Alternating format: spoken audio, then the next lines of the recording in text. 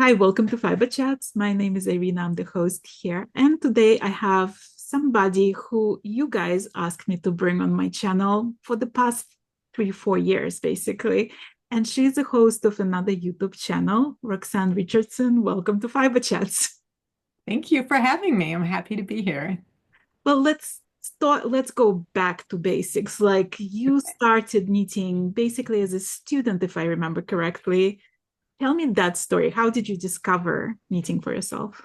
Okay, so I was always a crafty kid, so always liked making things. But I took a year off from university to work overseas. There was a program where you could get a permit. They realized it was educational to live and work in another place without taking classes. So I was in London for 6 months, and as soon as I was there, I'm like, I want to do Ireland too. So I applied for Ireland. So in January, like January 2nd of 1986, I took a train to Liverpool, took the boat across, and I ended up in Dublin.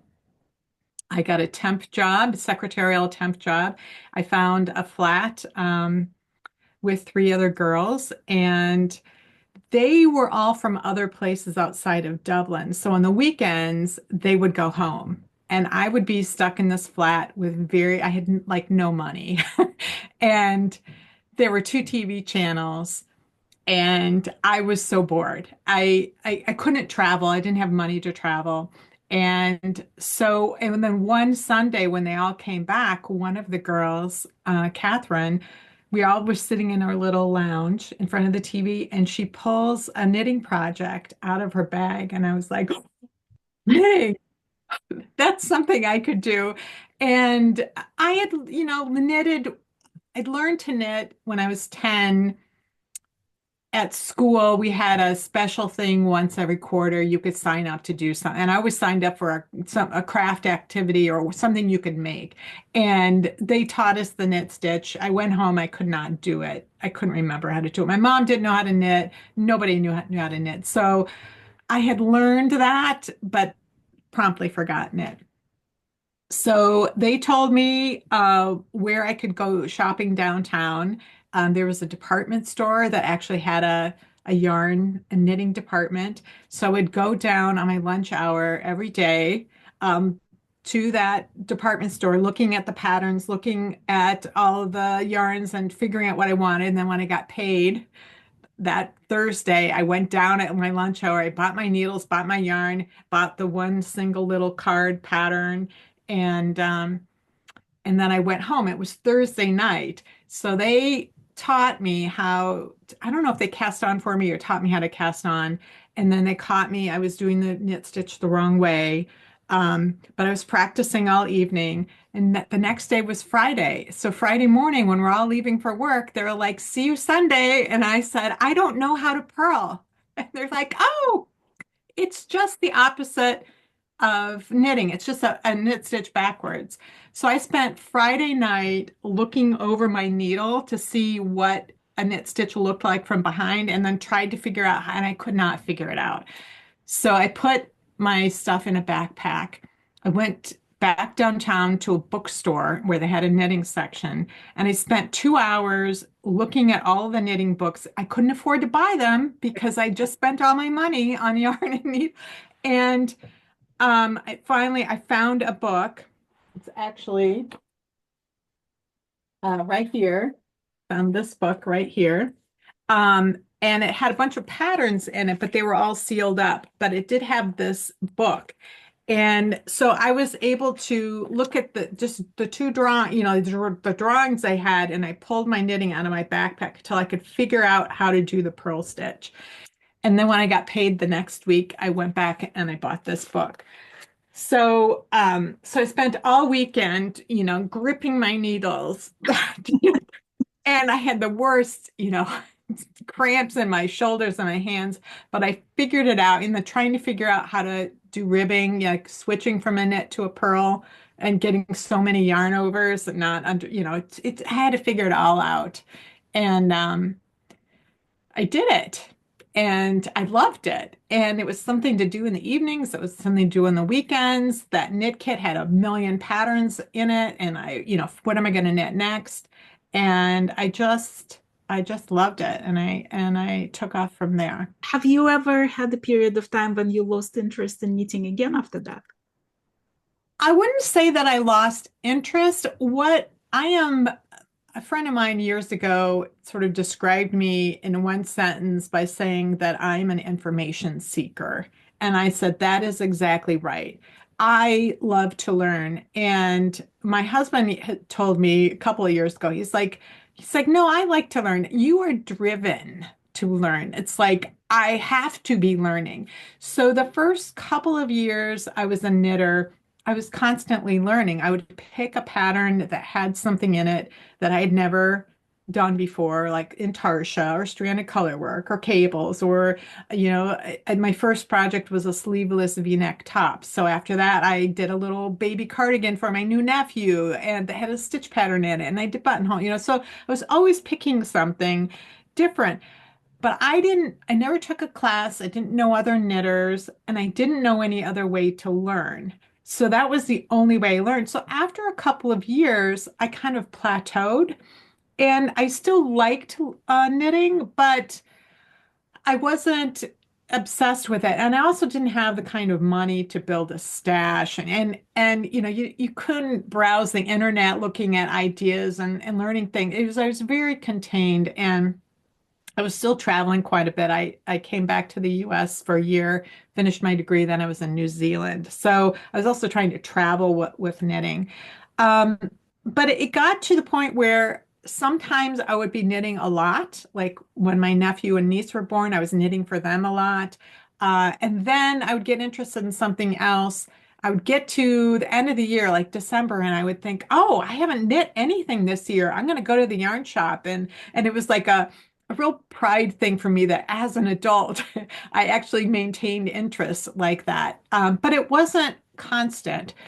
And then when I had kids, I was knitting for them a lot. And they got into elementary school, and I would make them sweaters, or I would say, do you want me? And they're like, sweaters are too hot. We don't want them. And I was like, okay. And I was interested in writing fiction. So I got very interested in that. And I still knit occasionally. Like if there was a baby shower to go to, I would just go into my stash and I would find something in the patterns I already had. And so that was a period in the early 2000s when I didn't knit very much because I was really focusing on learning, plot structure and all that. Um, and it wasn't until 2005 when I had been selected to give a session at a national writers conference. I had been chosen to teach this one class, and I went to that writers conference every year. It was always in July, and it was always in a hotel where the air conditioning was just freezing. And the last night was the big award ceremony. And if you had been to the Oscars before, you could wear your dress. Like there was nothing too fancy. So you were always wearing a long, gown with no sleeves, and it was air conditioned freezing. So I knew that was coming up, and my kids were on spring break, and I was just flipping through the TV, and a TV show came on called Nitty Gritty. It was probably on HGTV or whatever the predecessor of that was. And I was like, oh my gosh, a knitting show. I've never seen something like that. And Lily Chin was the guest. She was teaching how to knit with beads. And that was something I had never done before. And so I'd always chosen things that were new and interesting. I could learn something. And I thought, oh, I could make a beaded shawl. Like I'd never made anything except sweaters for 20 years. That's the only thing I ever made, with the exception of a couple of hats for my kids when they were babies. And I thought, oh, and so I went to my local yarn shop. I hadn't been there in probably 4 or 5 years, and they had actually moved locations, so they moved closer to me. I walked in, the owner said, "Hi, Roxanne," like I had just been there the week before, and I got all the materials for making this beaded shawl. And what I realized was that while I was gone, the knitters had discovered the internet. And there were all of these knitting blogs. There was the online knitting magazine called Knitty, was probably a few years old. And so I got all the stuff for the shawl, and I started looking online, finding out, about finding other knitters online, and finding out where I could find local knitting groups because I'd never known other knitters and could knit with other knitters. And I was at the yarn shop one day, and there's something on display. I don't know if it was a sweater or a hat, something on display. And I was looking at that, and I said, "Oh, that's really interesting." And the shop owner said, "Oh, that's in Knitty." And I said, "What?" She's like, "Knitty. It's an online knitting magazine." So I went and I looked, and in that particular new issue, there was an article about the Master Hand Knitting program, which I read, and I'm like, oh, there is a way to learn more about knitting, like systematically. Oh my gosh. And then there was also an article by Kate Atherley about how to knit socks. It was like um, Socks 101 or something, and just doing it with worsted weight, with a little baby size to kind of learn the parts. That particular issue of Knitty just completely changed my knitting life because I found the Master Hand Knitting program. I signed up for it immediately. And even then, in the age of internet, they had to send things in the mail. Like they had to send the program materials and all that in the mail. Um, and then there was no Ravelry then. But I found I thought, oh, I've been in all these writing groups, email writing groups, the Yahoo email groups. I wonder if there are some for knitting. And so I found these different sock groups. I learned so much about socks, and everybody was doing like the same pattern, and then they would upload photos, and I could see, oh, what happens when you mix colors this way versus that way. And so then it helped me make decisions. Again, this is pre-Ravelry, so it's not like now where you can really get a sense of what other people have used. Um, so so that just really like changed my life. The Master Hand Knitting program, and then 2 years later when Ravelry started up, those two things together completely changed not just my knitting life, but actually my life. It just really changed the direction Well, of let's where talk I was about going. the Handmaster Knitting program because Okay. I'm a huge fan of this program. I interviewed so many Handmaster knitters. I Uh, became really good friends with some of them. Um, do you think that every single person can benefit from it, or is there a specific type of people for whom this program was created? I think there is a very specific personality type that it takes to actually persevere through the program and to actually realize, oh, this is what I want to do. When I started it, I just wanted to be a better knitter. I wanted to learn more about knitting. I didn't know how else to learn. Like it never occurred to me to get a general reference book. I'm like, I that first book, which had a reference section in it, but I'm like, I know how to knit. Why would I need to buy a book about how to knit? Like, I didn't understand. And with that program, you have to cite references. So even if you think you know something, you have to find a book that says that you're right. Because sometimes you're like, oh, I'm not right about this. This isn't how that works. Um, my intention was to do like the first level or two, because there are three levels, and you have to pass each level before you get to the next one. And it took me 2 years to get through that first one because I would work on it intensely, and then I would get like over perfectionistic and anxious about it. And I'm like, this isn't fun.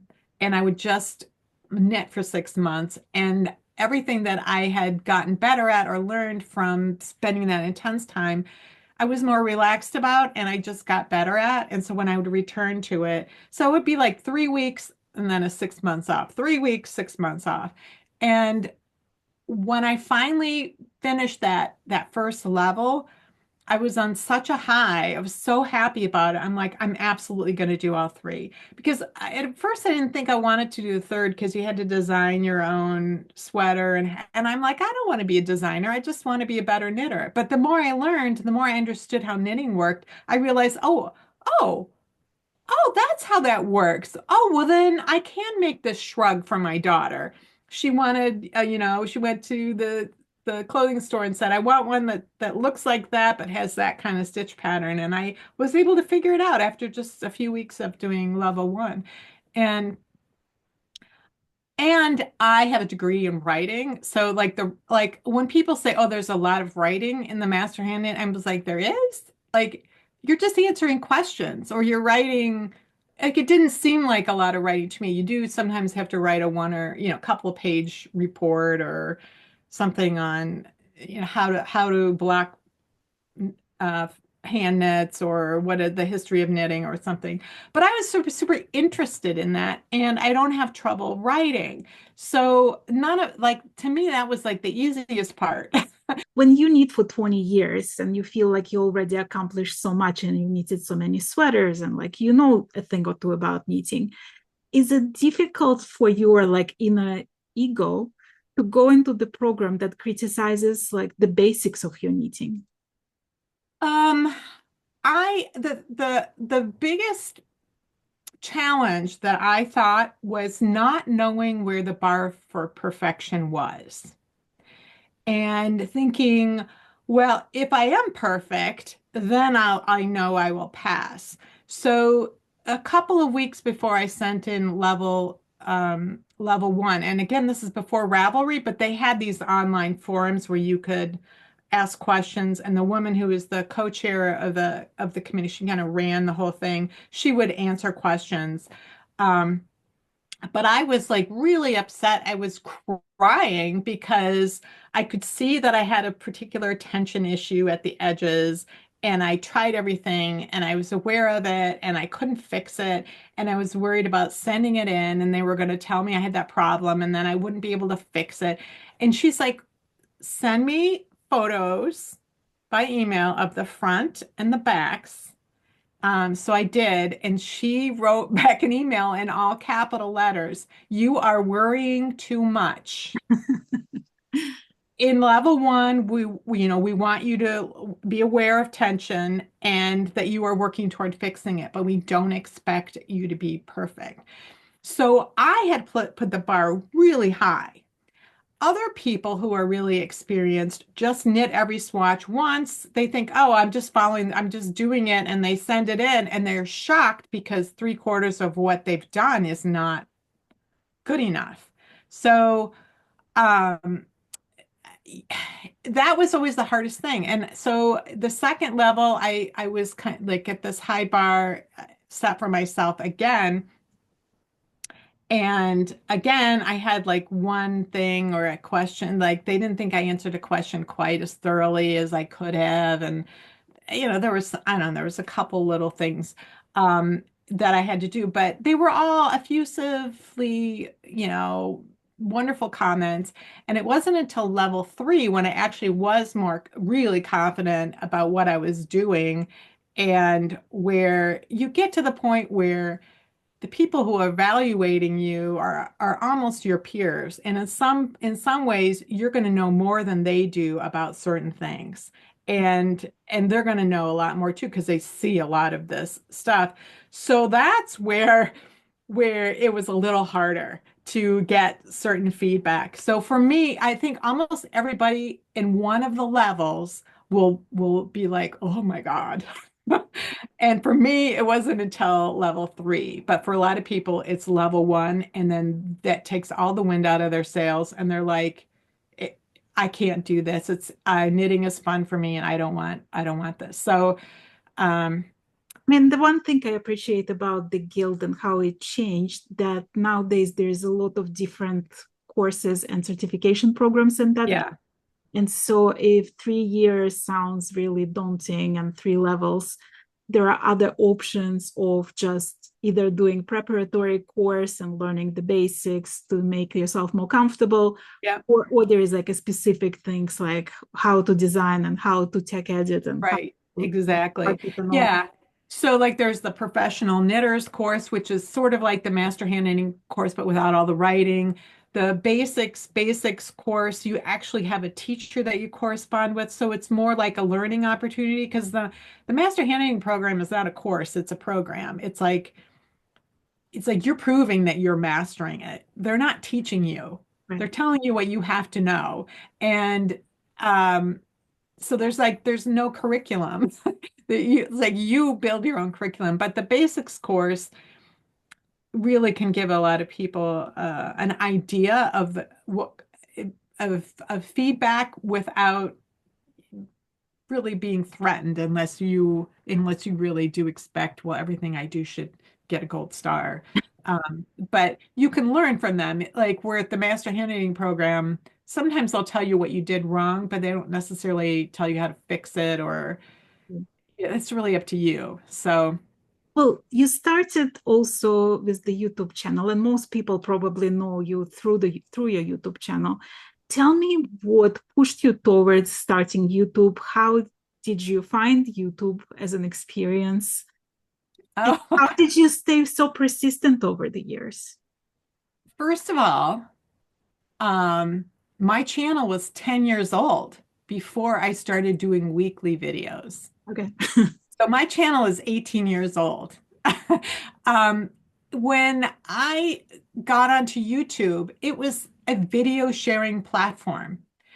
It was a way to share videos, and usually you sent an email to someone with a direct link and set. And so I had a kid who was in figure skating and relatives who were all over the country. So when she would do a show or she'd be in a competition, we would videotape it on these low resolution video, and I would upload it to YouTube and send the link to the grandparents.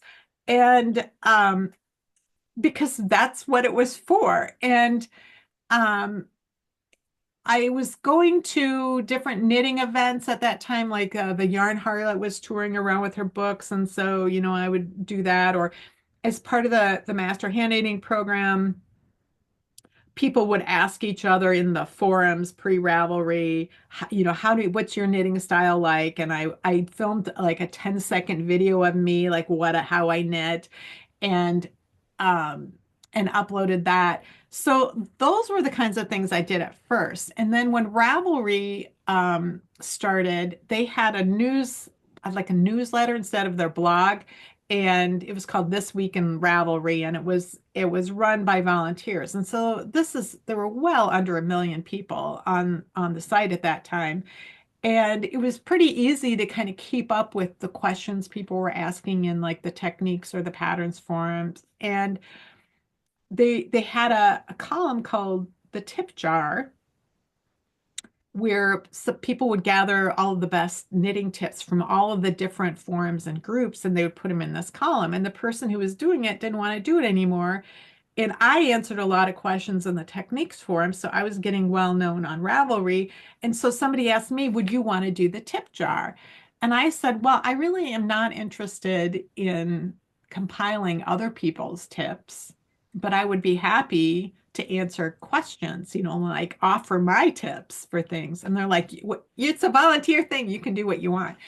So I would answer these questions, and a lot of times I had a lot of pictures, but sometimes I would film a little video as a reference. And I would do this when I was teaching at my local yarn shop too. I would create a little video that I knew the students were going to need to do this technique when they're at home, and it was going to be confusing. And so I would make this video that I expected 8 people at most to watch, and or read this column and they would watch that. That's how I thought people would find those videos. And so I wrote that column for a couple of years. So there was maybe 30 videos over the course of a couple of years. And then I might do one once a year. I just wasn't doing them very often. I kept thinking, well, if I do videos, they have to be really unusual. They have to be something that nobody else has done. But over time, if it's that unusual, how many people really want to see that? And I realized, okay, I just teach in a different way than other people, so maybe it's okay that I do a video that 15 other people have already done because I'm going to do it my way and that might hit with people. Right? Kind of like back to what we were talking before we started the interview, that it's also you don't know who is watching it, and for some people your explanation will click much better than Yeah. anybody else's. So there are often people who like, I've heard people say, you know what, every single YouTuber should have a Longtail Custom because somebody is Oh, gonna find it on your channel and your explanation will click with them. yeah. It's one of Yeah, that's a good tip.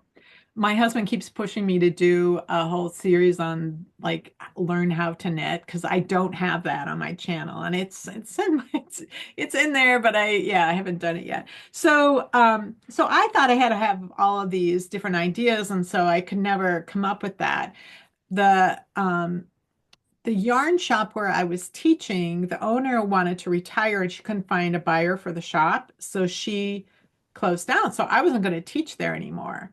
And I was already feeling like I was in a teaching rut. I was kind of doing the same things. And I kind of wanted something different. And so this was going to push me to do something different. I either wasn't going to teach anymore, I was going to take my teaching rut to a different yarn shop, or I was going to have to take my teaching in a different direction. And I thought about doing, teaching nationally where you have to come up with these 3-hour classes and, travel and all this. And I was just like, oh, it seems like so much work.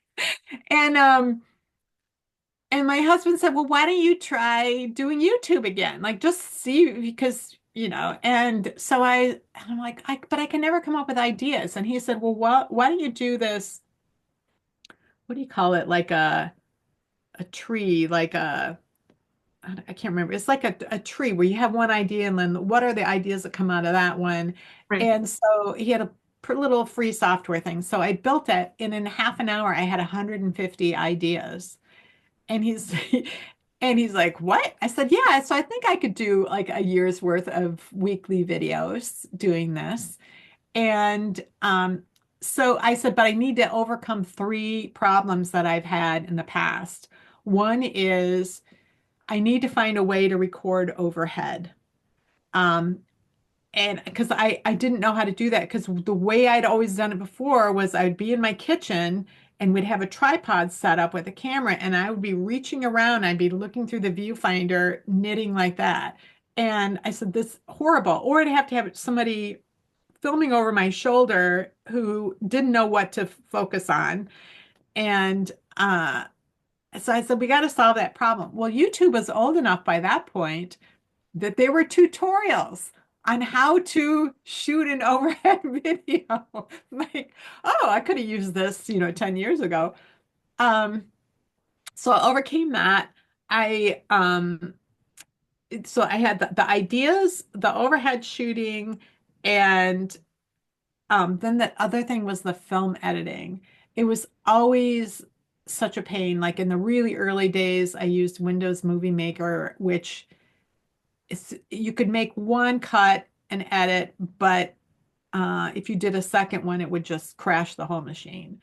So I had Final Cut Pro, which is really a professional level thing. And it was so hard and it was confusing and I hated it.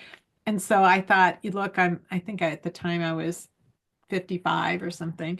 And I thought, my brain is aging. It's probably best for me if I make an effort to learn things and just let myself be frustrated and just take it one step at a time. So that's what I did. And over time the sound quality got better, the lighting got better, things got better. And it took me that first year to really kind of figure out how to do a tutorial video. Like how do I do this well? Not just how do I do it, but how do I do it well? And but by the end of that first year, I was like, I really missed being with other knitters. I was at home shooting, which was nice, but I missed going to the yarn shop every week and seeing what there was new and talking to people. What are they knitting? And so I decided to do a second video the Casual Friday podcast thing, which I wasn't calling it a podcast. I didn't know that's what it was. And some people would argue it isn't. But so then I was doing 2 videos a week. I did that for 3 years. And I can't believe I did that when I look back, but I was excited about it. So if I was, enthusiastic about, oh, I want to teach this technique, oh, I want to talk about this topic, um, that was great. And then I got to find like I cannot do both of these every week. So gradually the schedule shifted, and now I just do one per week, and that keeps me happy. So I've been very clear with myself since 2005 when I kind of came back to knitting, um, that any decisions about what I was doing with my knitting that were for the outside world, that I had to be happy with it, that I had to keep my joy in my knitting. And if somebody suggested to me, oh, you should do such and such, and I'm like, oh, I want to please them. And I would think, but I'm like, I don't want to do that. So I don't spend, I always ask people, for ideas, but I don't do things just because somebody else thinks I should. I just, uh, Right. and that's how I keep doing it every week because I'm still interested. Are there ever times when you read comment and there, people would criticize the way you do things or question your expertise or just be rude? How do you deal with negativity on YouTube? I don't get a lot of that. Once in a while, so, somebody will make a definitive statement about so and so has the best way of doing this. And I'm like, I don't believe there is a best way of doing anything for one. And or they'll say so and so says that this is right. And I'll look and I'm like, yeah, there's multiple ways of doing things. They're not right. And here's why. Um, but the comment that I would say I get the most, which I still don't get very often, is too much yakking. Like they want me to get to the point. Because some people, and I would agree that some of my earlier technique videos, I do too much introduction about explaining context. But I will never back away from explaining why something works and how it works and how you could fix it or how you can get out of it or another alternative. Because if you don't like that, then you need to find a different channel because that's what I do is I explain how knitting works. And so yeah, I just roll my eyes. If they're really awful, like sometimes just very occasionally I'll get some really awful comment about a project that I made. And I will just remove the comment. If somebody is consistently like weird on the channel, I just prevent anybody else from seeing. They can comment all they want. Nobody else is going to see it, including me. Right. So that's how I handle it. One of the episodes I watched, you doing this thing that's called like, I can't remember how exactly it's called, but it's basically like different breeds of sheep that you spin and you turn into a blanket. Oh, the But breed study blanket. Yeah. right. So tell me the story behind that blanket and just your discovery of different breeds. Like when did that happen? When your interest was piqued about it? So this is the blanket right here. And then on the back, I have labels that say which breed it is. So I learned to spin in 2018 because I started hearing more about different breeds and I was interested in knitting with them. So that was sort of my goal at the beginning of 2018 was to find yarns that were from other wool breeds and knit with them. And, I found one yarn from a farmer in Ireland who raises Bartless sheep and bought yarn for myself for my birthday. But I couldn't really find it. When I was in other yarn shops, I could find Peruvian Highland wool, which is what most basic yarns are like Cascade 220 and those kinds of things. I could find merino. I could find sometimes Shetland you could find, but just they're just, and I'm like, well, this is why I haven't knit with other yarn wool breeds because they aren't here.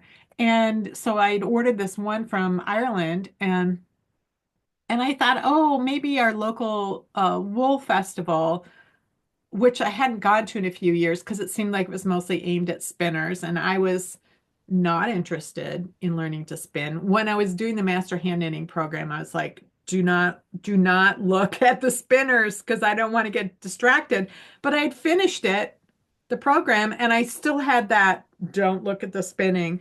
Um, but I thought, oh, well, maybe there'll be farmers, shepherds there who are selling yarn from different breeds. And I went there and I couldn't really find any. And then I walked into a booth that was selling what are called long locks. So the long wool breeds that have really long fleeces, and they were scoured. And so they were like little 1 ounce bundles that were meant to be like add-ins into spinning or something, but they were all laid out, and I was like, oh, there's some that were kind of almost straight or had like the double coats, like the Icelandic, some that had ringlets, some, then there was one that was like, looked like a crimping iron, had been used. And I was like, oh, that's why they call it crimp. But I realized that when you get yarn, you can't see any of that. You can't see how long the fiber is. You can't see how much crimp there is. You can't see any of it. And I thought, I have to learn to spin. I got a little dizzy. What? And so I learned to spin, and I did not become obsessed with it the way I thought I would, and which was the reason I stayed away from it. I thought it was really interesting, and I really was happy to learn how yarn was constructed. And I kept trying to find ways to make myself more interested, like buying a 4 ounce braid of something. Like, what am I going to do with 4 ounces of wool? Like, I knit sweaters and socks and then occasionally hats and this thing. But like, oh, you can make a cowl. I don't need 1,500 cowls. I don't wear them. It was like, what am I going to spin for? Because spinning for a sweater is a lot, and spinning for a sock seems hard because it's very fine. And so I was kind of like, what am I going to spin for? I need to find a reason. And one of my viewers, I think, told me about Trish at Fiber Love Diary, who was doing a breed study. And so I went and I watched those videos of hers and saw where she had gotten this 30 breeds, 1 ounce of each of them from someone on Etsy. So I bought that because I thought, well, this is a purpose then. There's like a small amount, and I get to try them one after the other and kind of see how they spin, what that spins like. And so once I spun them all up, and I just spun them the way they seemed like they wanted to be spun. Like didn't have a lot of control. And so I had to figure out gauge for each one of these because some of them are chunky and some of them are not, to get the right size squares. And then I just wanted this as a reference. Mm. So that was really interesting to me. And I continued to collect like small amounts of different breeds that I can spin, and then I will add to this. But it was a couple of summers ago, a friend of mine asked me to do Tour de Fleece, or suggested I do it. And I was kind of wanted to try to get myself back into spinning. And then that summer, it just worked out for me that I really liked it. Um, and I found somebody local who sells roving that I got exactly the yarn I wanted from that. And so I bought more of it, and I did spin a sweaters quantity. I, so I just got more interested in that. But the breed study was really to find a way for me to spin that could produce something that I could use in a way, just like as a reference. It's like it's having a book, only it's physical. Well, how do you think becoming a spinner changed you as a knitter? Um, I started really paying attention to how yarn is constructed. So I really like complex stitch patterns, and so I tend to choose really basic yarns. So you're like Cascade, like I said, Cascade 220, Ella Ray, Classic or whatever it's called. Um, and those are like a 3 or 4 ply worsted spun yarn, smooth, and they show the stitches really well. And so I started learning about different ways things could be spun. And then I started looking more closely at commercial yarns and trying to find things that had those elements that I knew you could do in hand spinning. Well, like, where are they in commercial yarns? And so that was interesting to me. And then trying to watch as many or visit as many mills and watch as many videos, like how mills create yarn in different ways. Like they're so interesting to me to see, like, with a spinning wheel, you can spin all kinds of ways and you can prepare your wool all kinds of ways. But a mill is kind of designed in a more narrow focus. So it's interesting to me to see how they do that and how some of the really old mills are producing yarns that nobody who's setting up a mill nowadays would produce a yarn like. They wouldn't choose to do that. It's specifically like Z plied yarns that are plied in that opposite direction that crocheters might like, but knitters usually don't. If you think Like, about yourself in 2017, when you were firmly of the opinion that you don't want to become a spinner, and look at where you are now, I saw that you very recently, like a couple of weeks ago, bought this little tiny loom. oh yeah. What are the chances of you becoming a weaver? Very low. Um, I could see myself taking a class at our Weavers Guild, because you're there and you use those looms, so that I could understand a little bit more about cloth. But the room I'm in is a finite amount of space, and I'm already too crowded in here, and a loom is just, and I also from seeing how I am with the spinning, where and my sewing, which is up in this room too, they just don't hold my interest in the same way that knitting does. And so bringing another thing in to kind of dilute everything else, um, I think I know myself well enough. And I did take a weaving class when I first lived here in Minnesota more than 30 years ago. And I was like, ooh, weaving, that sounds really fun. And you had to buy a little rigid heddle loom, like a lap loom. And we did a scarf. And I remember going through the warping process and going, oh my God. It's a workout. The weaving was fun. But that was also a time when I didn't swatch with knitting because I wanted to get onto my project. But I did it. I'm like, I'm really glad I took that class. That is not of interest to me. And I have a friend who's a weaver, and we'll get together for lunch, and she'll show me the things that she's been weaving. I'll ask her all about it and ask how certain things are done. But I just, like, I don't feel that pull of, like, oh, I really want to do that. Just don't. Talking about that pull that like you want something. When I first went to my very first yarn festival, I just wanted like one of each. Like Yeah. everything was catching my attention. At this point of my life, I'm very deliberate with my purchases Yeah. most of the time. At least I try to, Yeah. until I'm not. I saw that when you went to the yarn festival, you had a list made and then you bought some things from your mental list. Mhm. How long is this mental list of yours? Like, do you think you still I don't know. I think sometimes it's like I'll see something. Well, there are a couple of things that can happen. One is I can see something, I'm like, oh, that's right. Because I can remember, like, writing my physical list. I wrote it, I lost it. And so when I was writing it again, I was like, what was that? And so that pin loom was on that original list, but I just couldn't remember it.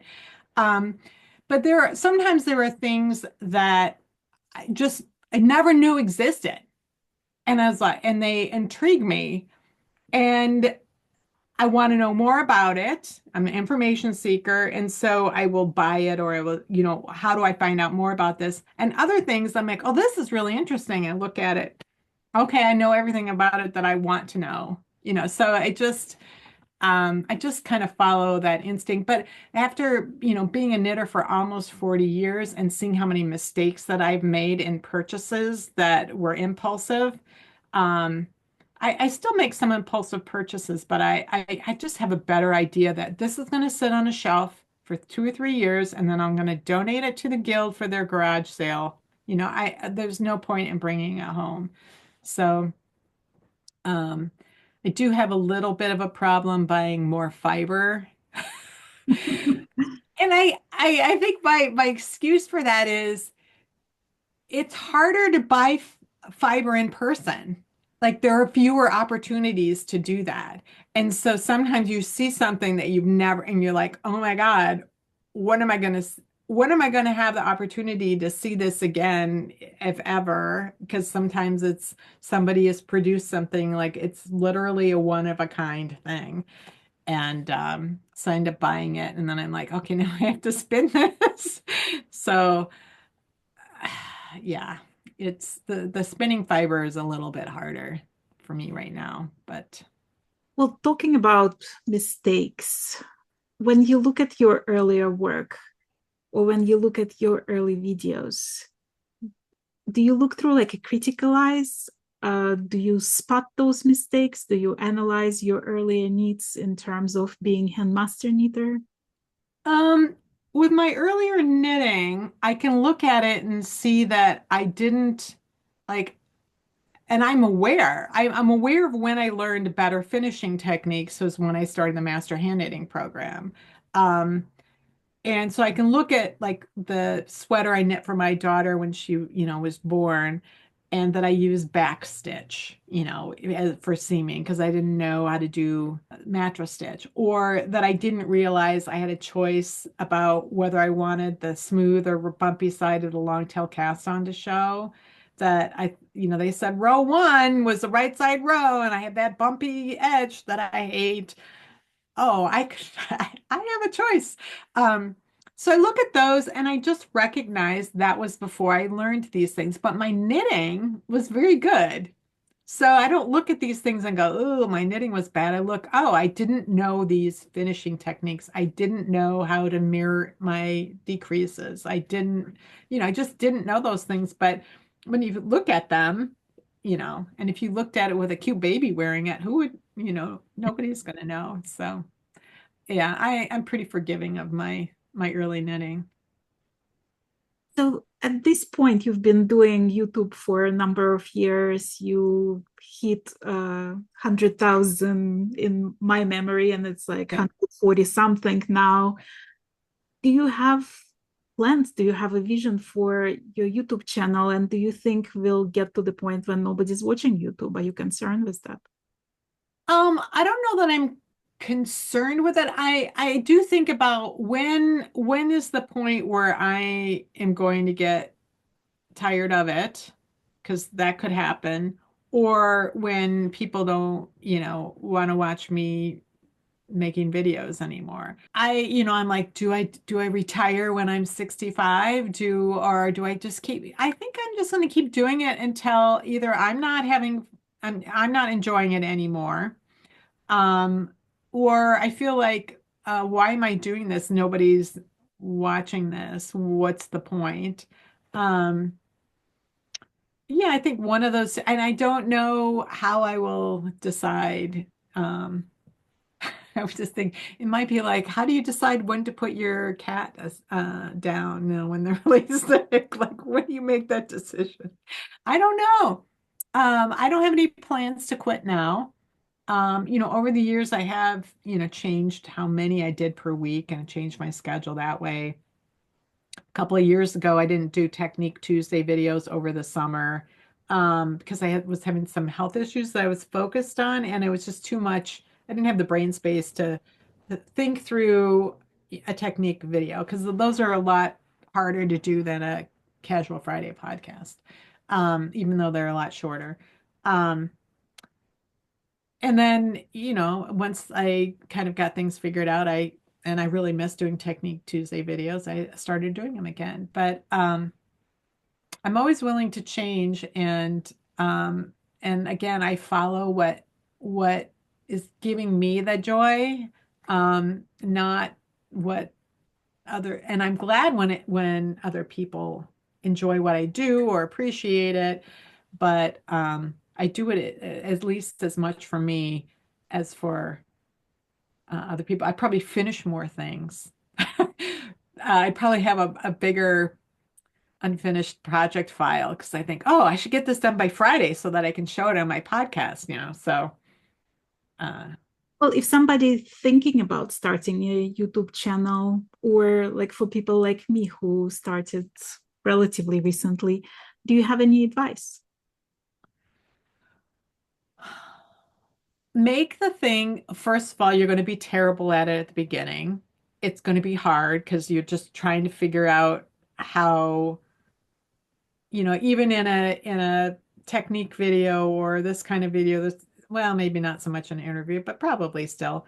There's a beginning, a middle, and an end. What makes sense? What is the order of it? You just, figure out what you like in other videos.